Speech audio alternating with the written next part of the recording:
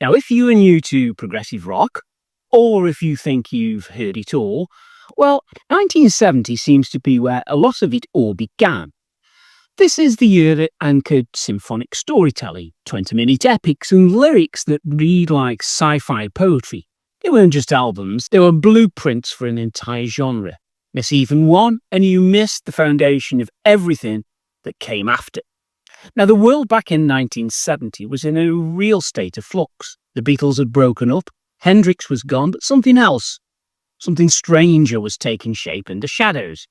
There was a new breed of musicians who were fusing classical, jazz and avant-garde with the raw energy of rock. They weren't chasing hits, they were building worlds. Now, this list of some of the albums released in 1970 is a little short of the eighth wonder of the world. Let's look at some of these incredible releases, if we will. So, album number 1 I'm looking at is Trespass by Genesis. So before Peter Gabriel, Wolf Foxheads and Phil Collins took centre stage, Genesis were a band desperately trying to find its identity. Trespass wasn't quite the Genesis you heard on classic rock radio. It's a more quiet and more pastoral and deeply lyrical incarnation at this point.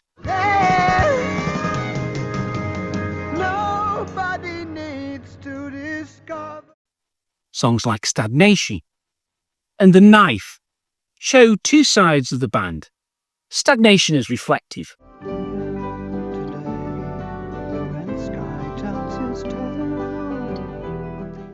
The Knife is ferocious.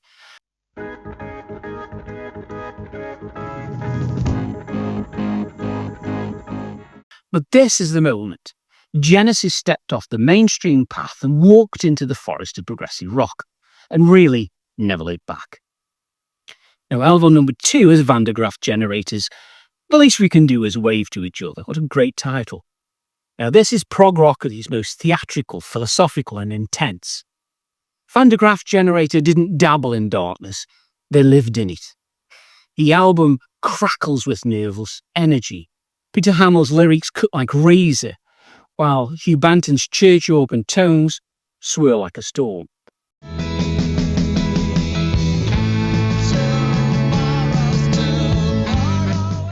There's no safety net here, just radical ambition and unfiltered creativity. It's not for everyone, but for those who get it, it's a real spiritual experience.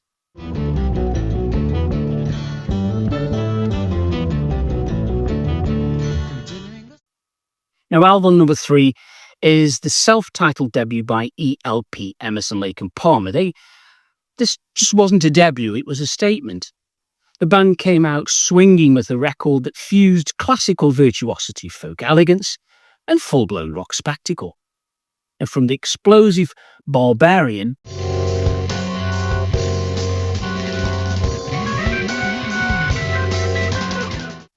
to the serene Take a Pebble and the synth-laced ballad Lucky Man.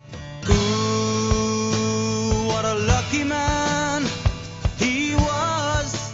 And every track flexed their unique chemistry. It was wild, unapologetic, and hugely influential. For many, this was the first time that they realised what progressive rock could be. Now, album number 4 is Atom Heart Mother by Pink Floyd. And before those lasers, pigs, and stadium tours, there was a cow. And behind that absurd cover was an album that pushed boundaries. Atom Heart Mother was Pink Floyd's experimenting on a grand scale, complete with a brass ensemble and quiet to boot. Now, the title suite alone stretches over 23 minutes. It's full of peaks, valleys, and avant-garde textures.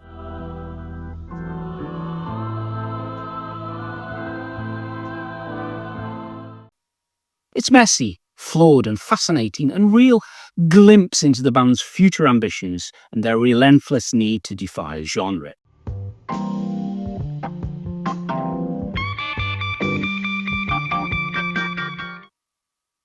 Album number 5 is In the Wake of Poseidon by King Crimson. Now, how do you follow the court of the Crimson King?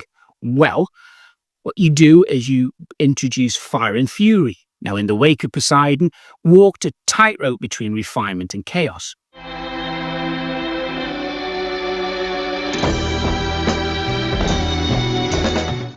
Robert Fripp doubles down on mellotron atmospherics and angular guitar lines. Tracks like Pictures of a City and Cat Food stretch the boundaries of structure and tonality. Cat food, cat food, cat food, again! Now, while some call it a retreat, others see it as a darker, sharper evolution. Now, either way, it proves King Crimson were no one-album wonder. Album number 6 is the self-titled debut by Cressida. Now, if you want to discover a hidden gem of 1970, look no further than Cressida. Dark and lonely hours of my time. Their debut is lush, melodic, and completely overlooked by the mainstream. Think of, perhaps, early Moody Blues meets early Yes, with the warmed vocals, Hammond organs, and subtle jazz flourishes. Oh, and where I long to be is all the world behind the shady. There's a dreamy innocence here that really set it apart from bombasticness of the peers. It's a quiet masterpiece that rewarded repeated listening and a true gift for deep-diving prog fans. Album number 7 is Benefit by Jethro and Tull. Often overshadowed by Aqualung, Benefit was the bridge between Tull's folk blues roots and their progressive future. Now, it's here that they began layering cryptic lyrics, multi-part song structures, and Anderson's eccentric delivery into something truly unique. Lord, I'm buried, so I've got nothing to say. From the gritty opener, With You There to Help Me, to the acoustic intricacies of Saucicity, this album is packed with invention. It's cerebral, quirky, and unmistakably Jethro Tull.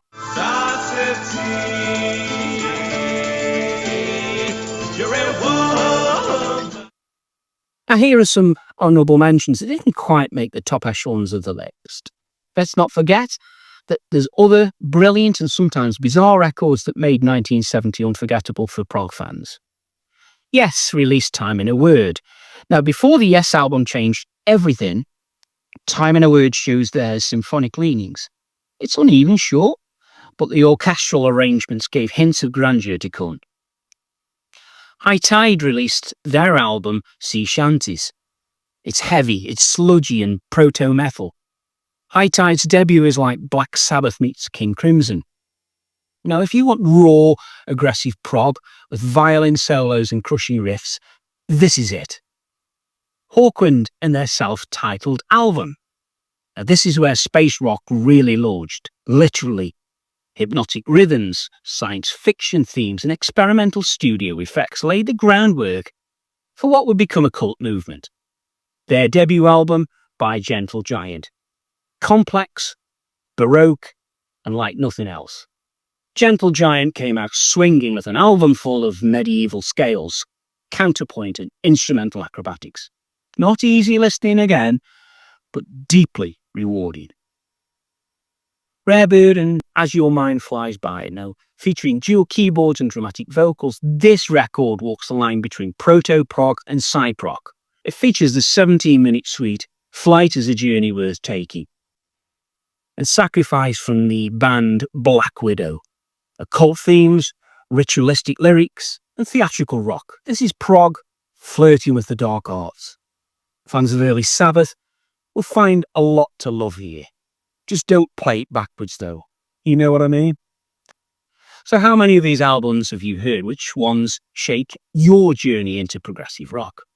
Or which do you think still deserve more love? Or drop your favourites in the comments and let's start a conversation if you like. And don't forget 1971. Now that's really when prog hits overdrive. Keep an eye out for that one when it gets released. Now, if you are liking the whole 70s things, I've shot a whole series on little-known bands or overlooked bands. Now, the link to the playlist is here, and I will see you over there to watch the first video in that series. I'm going to see you over there.